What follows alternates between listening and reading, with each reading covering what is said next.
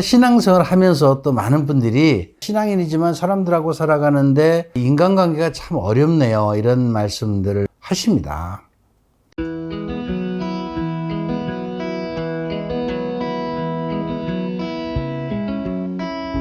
신앙생활의 꿀팁 71번째 시간입니다.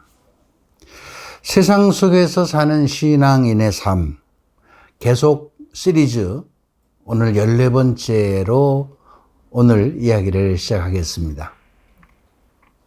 지난 시간에 제가 우리 안에 있는 좋은 점을, 장점들을 끊임없이 실천하고 살면 우리 안에 단점이나 악습이 보이지 않는다. 그거를 막 고치려고 막 애쓰고 가리우려고 하지 말고 내가 잘할 수 있는 것에 더 많은 시간과 열정을 쏟고 살면 오히려 훨씬 더 본인도 다른 사람도 정말 기쁘고 행복하게 살아갈 수 있다. 이런 취지의 말씀을 드렸는데 어떻게 한번 그렇게 시도해 보셨나요? 여러분, 이 말은 정말 중요한 말입니다. 꼭 한번 생각을 바꿔야 되거든요. 내가 이걸 하지 말아야 되겠다 하고 막 고치다 보면요, 더 어떻게 해요? 거기에 내가 말려 들어갈 수도 있고요. 더 신경이 쓰여서 잘 안 되거든요. 그러지 말고 이거 놓고 다른 거 하라는 거죠. 다른 거. 훨씬 쉽게 우리가 생활할 수 있습니다. 저라고 무슨 단점이 없겠습니까? 아니면 악습이 없겠습니까? 완벽하게 사는 사람은 아니거든요. 그런데 저는 하나님께서 저에게 주어진 좋은 점, 탤런트, 제가 잘할 수 있는 것을 끊임없이 그거를 실천하고 살아가려고 하다 보니까 다른 것들이 보이지도 않지만 그런 거 할 시간이 없는 거죠. 그런 거 할 시간이 없는 거죠. 이해가 되세요? 열심히 살다 보면요, 여러분, 하나님 안에서 열심히 그분을 생각하고 그분의 뜻을 우선 실천하고 살려고 하다 보면요, 죄질 시간 없어요. 죄질 시간 없다는 거 여러분 아시죠? 열심히 사는데 언제 죄를 져? 내가 만나는 사람마다 우리 신자들이고 정말 기쁘게 살려고 하고 하나님의 뜻대로 살려고 하고 그런 사람들과 함께 만나서 좋은 이야기하고 함께 살아간다면 별로 죄 지을 일이 없잖아요. 그죠? 그런데 신앙생활 하면서 또 많은 분들이 그래도 신자라고 다 신자도 아니고요. 사람들하고 관계, 내가 신앙인이지만 사람들하고 살아가는데 인간관계가 참 어렵네요. 이런 말씀을 하십니다. 인간관계, 이건 보통의 이제 우리 신앙인들 말고도 사실은 인간관계라는 게 굉장히 어렵죠. 인간관계를 잘 하는 사람들 성공하잖아요. 근데 인간관계를 잘 하는 사람들의 특징이 뭔지 아세요? 다른 사람에게 관심과 배려를 잘한다는 겁니다. 관심을 가져주죠. 기억하는 겁니다. 사람들 기억하는 거예요. 그리고 이렇게 여러 가지 배려를 하는 거죠. 그러면 그 상대는요, 저 사람이 나를 기억해? 또 나한테 이렇게 해? 정말 너무너무 어떻게 해요? 고맙고 감사하죠. 그러면 어떻게 해요? 나도 그렇게 해야 되잖아요. 인간이라면 반드시 상대적으로 그 은혜를 갚게 되어 있어요. 내가 그런 은혜를 받았으면 나도 갚아야죠. 그러니까 나도 또 잘해주는 거죠. 사실 서로 우리가 이런 관계 속에서 살아간다면 인간 사회에 어떤 불협화음이 있을 수 없죠. 시기와 질투와 미움과 다툼과 이런 것이 있을 수 없습니다. 그런데 그런 일이 왜 생길까 하는 거예요. 왜 생길까? 왜 우리가 다른 사람들하고 좀 좋지 못한 관계, 불편한 관계를 맺고 그냥 계속 그 상태를 유지하면서 갈까? 저는 가장 기본적인 것이 자기 자신을 잘 들여다보지 못하는 데 있다고 봐요. 무슨 얘기냐고요? 여러분 자신을 한번 잘 들여다보십시오. 자신을 들여다보는 시간이 필요하다는 거예요. 여러분 거울 보시잖아요. 매일 우리 자매님들 매일 뭐 남자들도 봐요. 거울 보죠. 거울 보시죠. 거울 보고 어떻게 해요? 여러 가지 칠하죠. 응? 그런데 한 번만 하고 마는 게 아니라 수시로 그걸 들여다봐. 왜? 어디 또 조금 이렇게 뭐 좀 묻었을까봐. 또 어디 뭐 좀 잘못 지워졌을까봐. 그러면 다시 그 부분만 이렇게 다시 싹 고쳐요. 그죠? 수시로 자기를 보는 거예요. 자기를 들여다보는 거예요. 그런데 이 내면도 좀 들여다봐야 되는데 자기 내면을 안 들여다본단 말이에요. 그냥 겉에 보이는 모습만으로 사람들하고 관계를 맺으려고 하니까 인간관계가 사실은 어려운 거죠. 인간관계란 겉으로 드러난 모습만 가지고 인간관계를 맺는 게 아니거든요. 그죠? 우리가 쉽게 말하면 마음이 통해야 돼요. 그죠? 마음이 통해야 되는 겁니다. 마음은 어디예요? 어디 있어요? 왜 밖에 있는 게 아니잖아요. 우리 안에 있는 거잖아요. 그러니까 우리도 우리 자신의 이 거울을 통해서 우리의 마음을 들여다보는 시간을 자주 가져야 되는데 다른 사람들하고 불편한 관계를 맺고 인간관계가 별로 좋지 않은 분들을 보면 이렇게 자신을 들여다보고 자신을 생각하는 이런 시간이 별로 없는 사람, 아예 갖지 않는 사람, 또 때로는 그렇게 자기 자신을 들여다본다고 하더라도 별로 잘 모르거나 고치려고 하지 않는 거죠. 아예 뭐 이런 대로 살지 뭐. 어떤 분은 이래요. 아유 난 뭐 생긴 게 이런데 뭐 나는 어쩔 수 없어. 자기 스스로 포기하고 사는 사람이 있어요. 굉장히 위험한 겁니다. 여러분 포기하지 마세요. 여러분 스스로 포기하면요 누가 좋아하는지 아세요? 마귀 사탄이 제일 좋아해요. 넌 안 돼. 너는 그렇게 못 살아. 너는 그냥 네 꼴이 그러니까 그냥 그렇게 살아. 뭐 승질대로 그냥 살아. 너는 못 고쳐. 그거 어떻게 네가 고치냐? 평생 못 고쳤는데 어떻게 새롭게 고쳐? 그냥 그렇게 살아. 그냥. 맞아. 그래. 아유 나는 뭐 생긴 게 이런데 내가 평생 이렇게 살아왔는데 내 꼬라지가 이런데 그냥 이러고 살지. 마귀가 춤을 춥니다. 얼마나 좋아하는지 몰라요. 왜? 가만 내버려둬도 자기들이 좋아하는 대로 살잖아요. 응? 여러분, 자신을 들여다보는 이유는요, 뭡니까? 내가 부족한 부분이 있죠. 잘못하는 부분도 있어요. 그런데 그 중에 정말 우리가 부족하고 잘못한 우리들의 어떤 행동보다도 우리들의 마음이거든요. 그 마음 속에 다른 사람에 대한 시기와 질투의 마음이 있으면 안 된다는 거예요. 시기와 질투는 결국 욕심에서 나오는 거거든요. 욕심. 아세요? 욕심. 다른 사람이 뭐 나보다 좀 더 잘났으면 어떻게 시기하고 질투하잖아요. 그게 뭐예요? 다른 사람들이 나보다 더 잘났다는 생각은 내가 못났다는 생각 때문에 다른 사람들이 나보다 더 잘났다고 생각하는 거예요. 여러분 아시죠?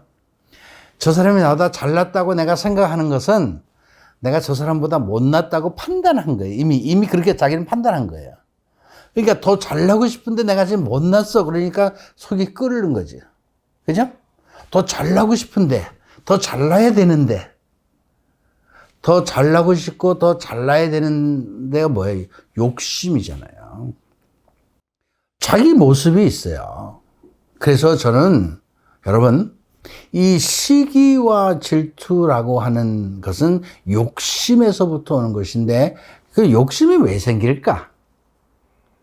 여러분 욕심이 왜 생길까요? 자기에게 주어진 것에 만족하지 못하는 겁니다. 자기에게 주어진 것을 만족하지 못하는 거죠. 여러분 여러분 얼굴을 보면서 어떻게 생각합니까? 아, 나는 정말 잘생겼어. 나는 미인이야. 이렇게 생각하시나요? 뭔가 부족하고, 뭔가 좀 다른 사람들보다도 못난 것 같고, 그렇게 생각하시나요? 아니면, 아, 이만하면 괜찮지. 뭐, 아유, 감사하지. 그렇게 생각하십니까? 이만하면 괜찮지, 감사하지라고 생각하는 사람은요, 절대로 다른 사람하고 자기를 비교하지 않아요. 비교하지 않아요. 저는 뚱뚱하죠. 여러분 아시잖아요. 뚱뚱해요. 뭐, 얼굴, 뭐, 이 정도면 괜찮아요. 그죠? 뭐, 성격도 괜찮아요. 제가 이 정도면. 뭐, 저는 저 자신에 관해서 특별히 뭐, 불만 별로 없어요. 그러니까, 저보다 더, 이렇게 뭐, 날씬하고, 저보다 더 잘생기고, 저보다 더 키가 크고, 더 뭐, 어떻게 뭐, 사람들이 이렇게 말하는 그런 사람들을 봐도, 절대로 부러움이나 뭐 상대적 비교를 안 해요. 왜? 그 사람은 그 사람이고 나는 나죠. 그렇잖아요? 그 사람은 그 사람이고 나는 나요. 상대가 나보다 더 잘났으면 뭐 잘난 거지 뭐. 그 인정해주면 되잖아요. 그러니까 나 자신에 관해서 만족하고 다른 사람의 모습을 있는 그대로 인정하고 받아들이는 사람은요, 시기 질투가 생겨날 수가 없습니다. 아세요? 왜? 그런 욕심이 생겨나지 않잖아요. 상대적 비교를 하지 않으니까. 그런 비교를 하지 않으니까. 그런데 여러분, 제가 조금 전에 말씀드렸듯이 자기 자신에게 주어진 모든 것에 만족한 사람이 정말 기쁘고 행복하게 삽니다. 부족하다고 생각하는 사람은 벌써 어떤 상대적 비교를 하기 때문에 그래요. 그 사람은요, 평생 만족하지 못하고요, 행복하지 못해요. 절대로 행복하지 못해요. 왜? 늘 뭔가 부족하고, 늘, 상대와 비교를 통해서 뭘 더 해야 되고, 더 가져야 되고, 더 이뻐야 되고, 뭐, 사람들이 나를 더 잘 봐야 되고, 이런 생각을 하니까. 기쁘지 못하는 거, 아니, 행복하지 못하다는 것은 이미 그 마음 안에 평화가 깨어졌다는 거예요. 평화가 깨어지면 어떻게 돼요? 불안하지요. 그죠? 그러니까 그런 분들은요, 자기가 가진 것이 많아도 정말 감사하고 만족하고 기쁘고 이렇게 살아가야 되는 이런 삶을 늘 불평과 불만과 뭐 다른 사람에 대한 어떤 시기와 질투와 그러니까 이 양미간에 내천자만 가지고 이러고 사는 거예요. 얼굴이 펴지지가 않아. 그럼 보면요. 얼굴이 펴지지가 않아요. 다른 사람들이 볼 때 뭐 부족한 것이 없는데도 그래요.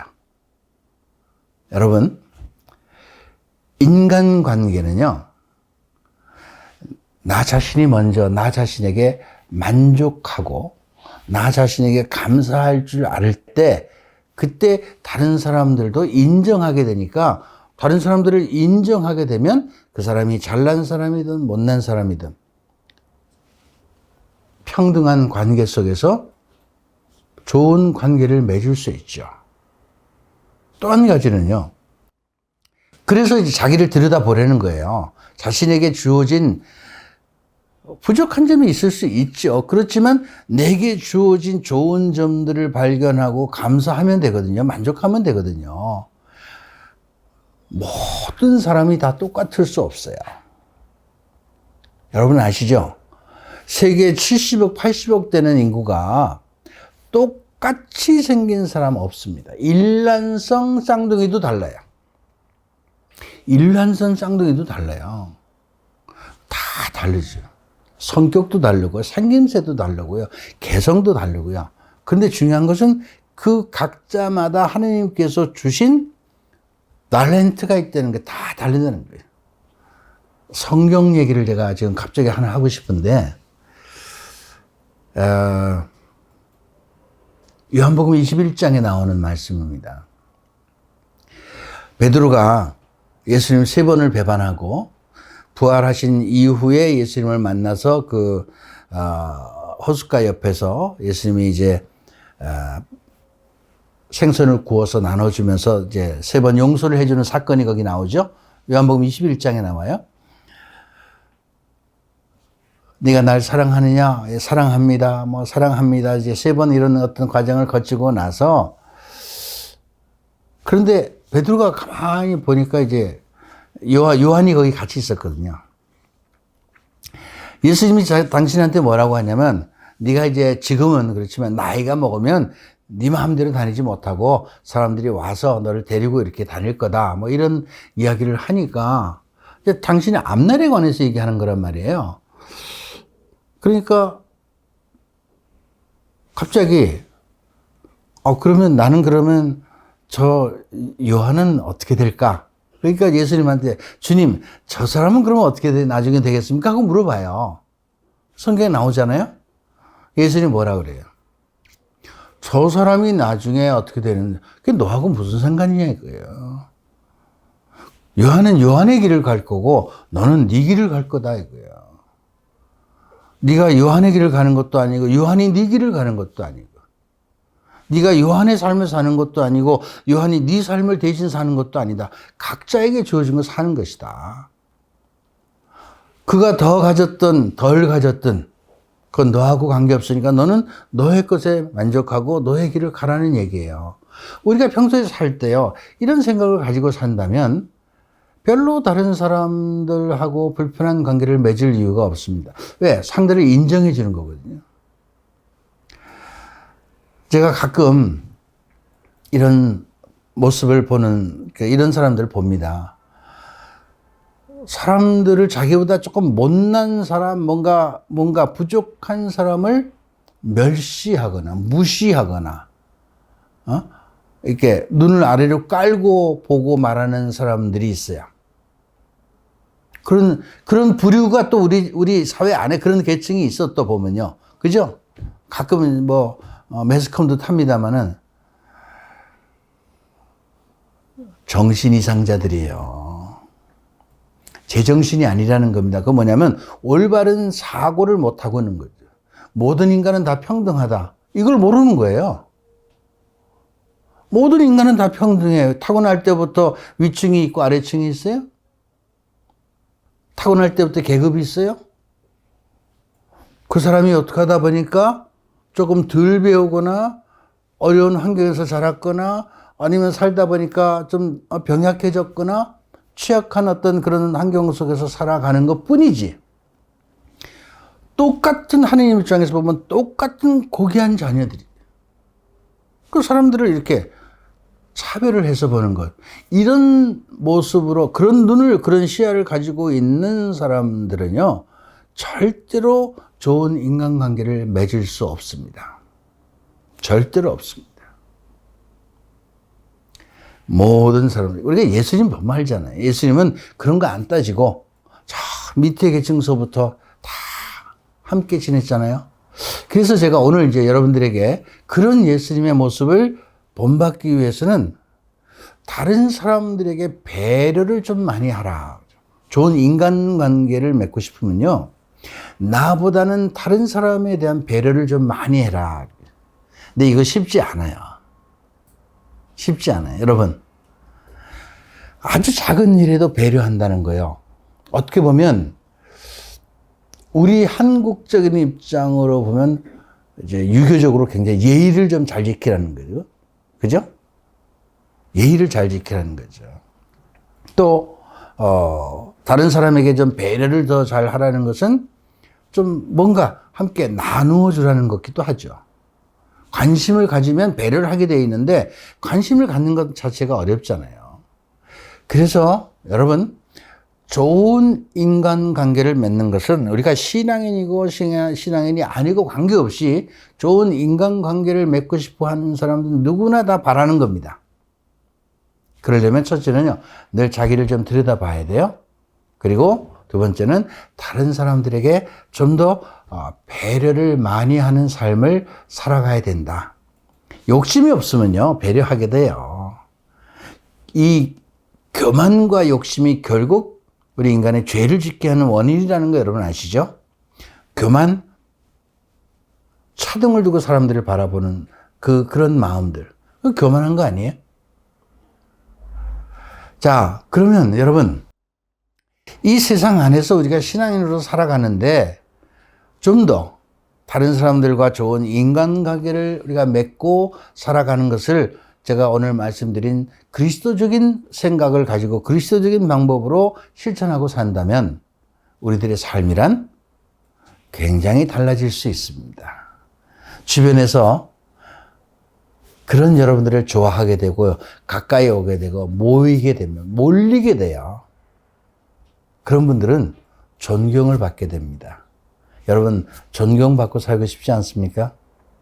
좋은 인간관계 속에서 사람들은 서로 존경하는 마음을 갖게 되죠. 여러분들도 존경받는 그런 삶을 살 수 있었으면 좋겠습니다. 오늘은 여기까지 하겠습니다. 감사합니다.